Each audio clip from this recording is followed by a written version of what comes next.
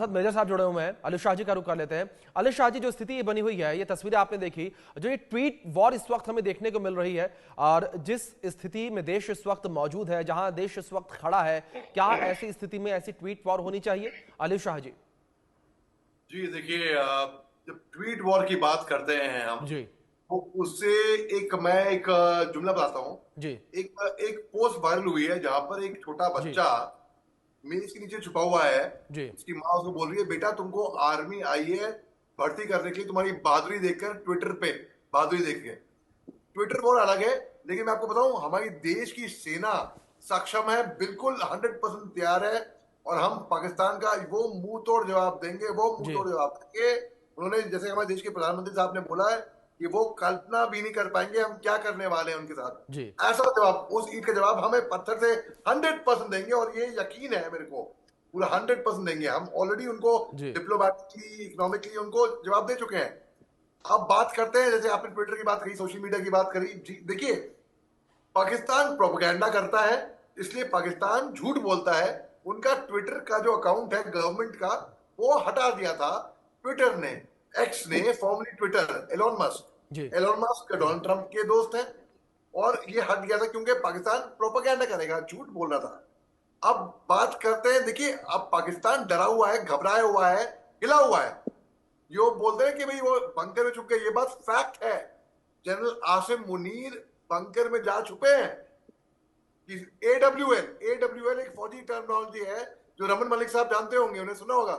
एडब्ल्यूएल, absolute without leave, फौज में court martial offence होता है। एडब्ल्यूएल होना मतलब भगोड़ा होना। जी उनका एक जनरल ऑलरेडी भगोड़ा हो चुका था, पहले भी इतिहास है पाकिस्तान का, उनका जनरल भगोड़ा हो चुका है। मैं आपको फैक्ट बता रहा हूं, कोई जिंगोइज्म की बात नहीं है। मैं बहुत शांतिपूर्वक आदमी हूं। मैं वॉर को कभी प्रोपोगेट नहीं करता हूं, बल्कि सबसे खराब चीज मैं मानता हूं वॉर को। ठीक है। लेकिन हम कहां तक, कब तक चुप रहे हैं? हमको रिटेलिएट तो करना ही होगा ना। ये बार जी बार हमको चुपाए जाए और हम सहते रहे। तो बिल्कुल देखिए, पाकिस्तान जो है, अभी उन्होंने खुद मांगा है, उन्हें अपनी बिल्कुल ये आसिम बिल्कुल। अली मुनीर शाह को जी, जिस तरीके से आपने खो जिक्र दिए। किया कि ये वो समय है जिस समय हमें पलटकर जवाब देने की जरूरत है। अली शाह जी, मैं आपका रुख करूंगा। आज जिस तरीके से स्थिति हम देख रहे हैं, जिस तरीके से यहाँ पर बीजेपी कांग्रेस आमने सामने नजर आ रही है, क्या ये वो समय सही, और क्या हम अपने दुश्मन को एक मौका दे रहे हैं? क्या हम अपने दुश्मन को ये बता रहे हैं, जता रहे हैं कि किस तरीके से कमजोर इस वक्त हम हैं, कि आपस में ही हम लोग इस तरीके से लड़ते नजर आ रहे हैं? जी देखिए, अगर हम आपस में ही लड़ेंगे, चाहे पॉलिटिकल पार्टी हो, चाहे आइडियोलॉजी हो, चाहे धर्म के नाम पर कुछ भी हो। क्या है? अरे रुक जाइए साहब, प्लीज। ओके। ठीक है तो अली शाह जी। अगर हम आपस में ही लड़ेंगे, तो हम दुश्मन के एजेंडा को हम हवा दे देंगे, उनको बढ़ावा देंगे।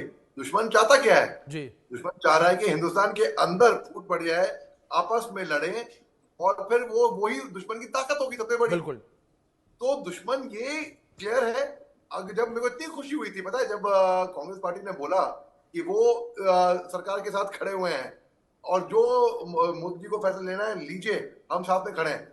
ये वक्त आ गया है राष्ट्र को एक साथ होना। But action speak louder than words. हमको साथ में एक्चुअली खड़ा होना है। उग्रवादी जो आए थे पहलगाम में, नाम पूछ के, धर्म पूछ के, कपड़े उतार के, जिस तरीके से गोली मारी, जिस तरीके से हमला किया, बहुत क्लियर कट था। है किसी बच्चे को भी ये ऑब्वियस दिख जाएगा कि वो एक फूट डालने की कोशिश की थी उन्होंने। जी लेकिन उनकी नाकामयाबी थी, क्योंकि हिंदुस्तानी हम बहुत मजबूत हैं। ये हिंदुस्तानी की खूबसूरती है। जी हम सब एक हैं, यहाँ पे एकता है। और उसी एकता में फूट डालने की यहाँ पर पाकिस्तान से कोशिश की गई है। जी फिर आसिम मुनीर ने जो बयान दिया कि हिंदू मुसलमान करके, उसके 4 दिन के बाद हमला हो जाता है कि टू नेशन थियरी का। आपको मैं बताता हूँ एक बात, टू नेशन थियरी में जो भी मुसलमान हिंदुस्तान रुक गए, जी वो टू नेशन थियरी में इत्तेफाक नहीं रखते थे। ठीक ठीक है।